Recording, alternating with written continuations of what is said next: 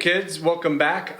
In this video we're going to cover what I think is a fairly forgotten two feel that we can do with brushes. I just don't hear it played very often anymore, and it's a great feel, and it just gives you another option when it comes to starting off a tune in two. So the original version of the groove was done on sticks, and this is basically a brush version of the old New Orleans two-beat feel. So back in the day in New Orleans, and as jazz was just getting started, a lot of stuff was in two, and basically it was like a two-beat. So what the snare drummer did, or what the drum set player did, was do something like this: 1, 2, a 1, 2, 3.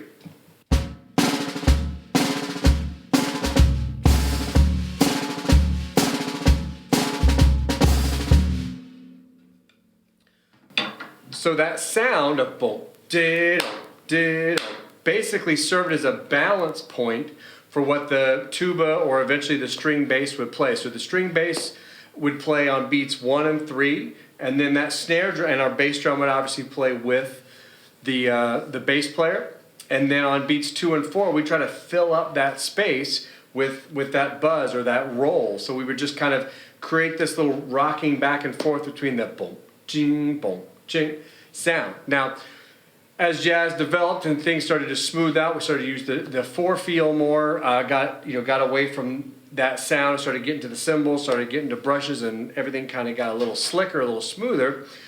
We still possess the ability to use that kind of sound. So what I'll do is I'll link a great example of that, which is Vernel Fournier doing that on Autumn in New York, off of the Ahmad Jamal record, Live with Pershing.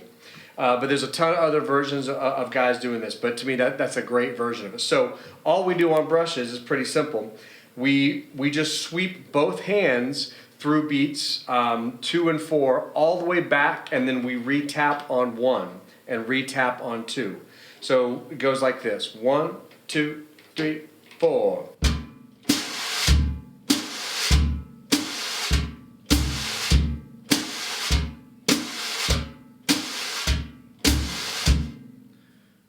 So again, fairly simple. You don't have to use the sweeping motion I'm using in terms of the direction I'm sweeping out or in. That part is up to you, whatever your personal preference is with the brushes. But I think the keys are, it should balance with what the bass player is playing. So however fat and present their 1 and 3 as their half notes are, we need to make sure that we balance that out so that it really does feel balanced between those two sounds. The other thing I think is important is to re-attack on each of those downbeats, so it doesn't just fade out. Boom, ba-dum, ba-dum. We want to hear boom, ba-da, ba-da. So re-attacking is important.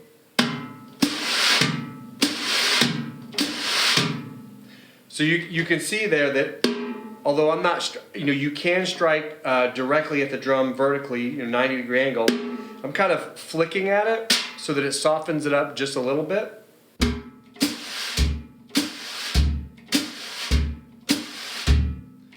One other little tip is, if you want to give it, if you want to sneak in an 8th note every now and then, a little prep 8th note, as you're sweeping across, for me, as I'm sweeping across my left hand, I can get there just a little bit early, and so that it's 1, 2, and 3, 4, and 1. So that end of 2 and the end of 4, I can get a little bit of an upbeat there. So.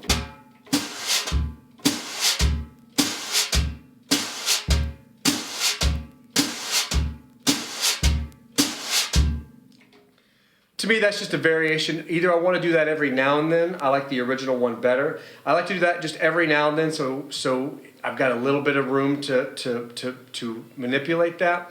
The other thing is it gives it a little bit more activity, or feels like it's moving along just a little bit more. So that one is like a little variation, gives it a little bit more lift, if you will. To me, those are super easy, and I think you're going to find that as well. You're going to play tons and tons of two feels. It's nice to have at least one other option in your pocket. And this one we don't get to hear as much. I think it's a great groove. Check out Vernel playing it. Okay, good luck.